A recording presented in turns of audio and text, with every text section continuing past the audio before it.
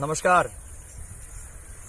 देखिए, मेरा बिहार के माननीय मुख्यमंत्री श्री नीतीश कुमार जी और बिहार प्रशासन से सिर्फ इतना कहना है कि जिस तरीके से मेरे ऊपर गलत तरीके से एफआईआर करवाकर गलत धाराएं लगवाई गई, जो कहीं से भी प्रमाणित नहीं होता है, इस पर निष्पक्ष रूप से जांच होनी चाहिए। जानबूझकर वीडियोज अवेलेबल होने के बाद, जबकि सारा वीडियो वहां अवेलेबल था, ना तो हमें किसी की जाति पता थी, ना किसी का धर्म पता था, और उसके बाद इसको जातीय रंग देने की जो कोशिश किए जा रहे हैं, ऑन रिकॉर्ड सारे वीडियोज होने के बावजूद इसमें वेद प्रकाश ने लगातार विभिन्न जातियों के बारे में अपशब्द कहा, टारगेट किया, गलत सलत टिप्पणियां की। उसके बाद भी अलग अलग जगहों से एफआईआर होने के बावजूद उसके ऊपर नवादा, पावापुरी, गया, न जाने कितने जगहों से उसके ऊपर एफआईआर हुआ, मुजफ्फरपुर, और उसके बाद भी उसको अरेस्ट न करने के बजाय मेरे पीछे जो बिहार की पुलिस को लगाई गई है, और आज पुलिस जो नेता मंत्रियों के दबाव में आकर काम कर रही है, ये बिल्कुल भी सही नहीं है। क्योंकि पुलिस को अपनी प्रभुता को मेंटेन करके रखना चाहिए। विशेष पुलिस सशक्तिकरण बिल पास होने के बाद भी अगर इस तरीके के दबाव में अगर प्रशासन काम करता है तो फिर इस बिल को सिर्फ आडंबरी रूप में पास करने का कोई सवाल ही पैदा नहीं होता था, इसका कोई मतलब ही पैदा नहीं होता है। जहां तक हमारी बात है, हम इतना ही कहेंगे कि इस पर निष्पक्ष रूप से जांच होनी चाहिए, और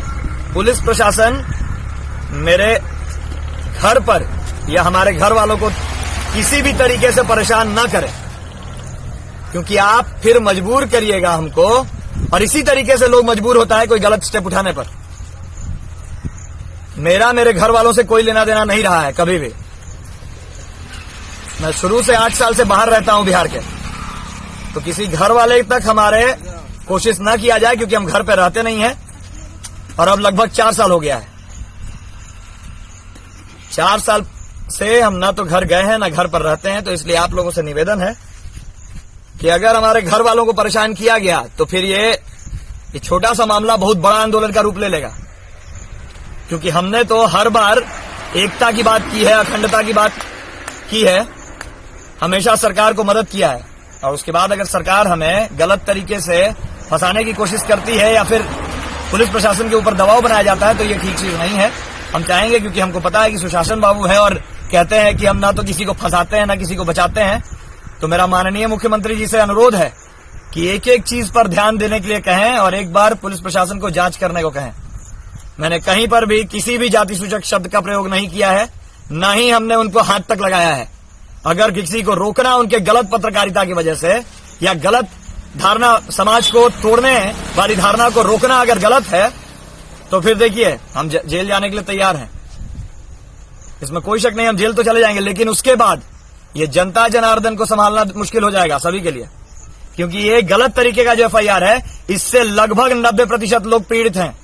और माननीय सर्वोच्च न्यायालय ने ये बात कह दी है कि 90% केस फर्जी होते हैं, और इसमें न्यायालय का समय बर्बाद होता है।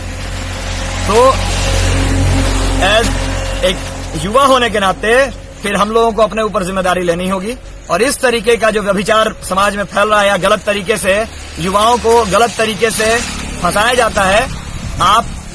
आपसी एकता, सामाजिक एकता की बात करते हैं तो आपके ऊपर केस हो जाता है, और प्रशासन आपको अरेस्ट करने में लग जाती है, और कोई खुलेआम एक जाति, एक पर्टिकुलर वर्ग को गाली देता है, सब हर तरीके से बेइज्जत करता है पब्लिक प्लेटफॉर्म पर,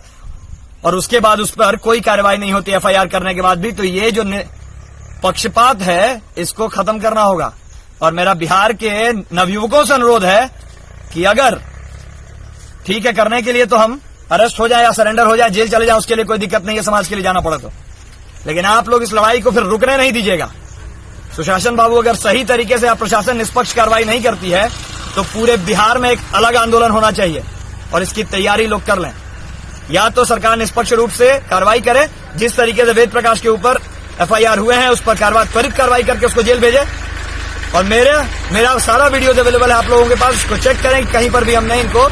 जाति सूचक शब्द या फिर इनको मारने की धमकी या फिर इनके ऊपर किसी तरीके का हथियार का प्रयोग किया है या नहीं किया है।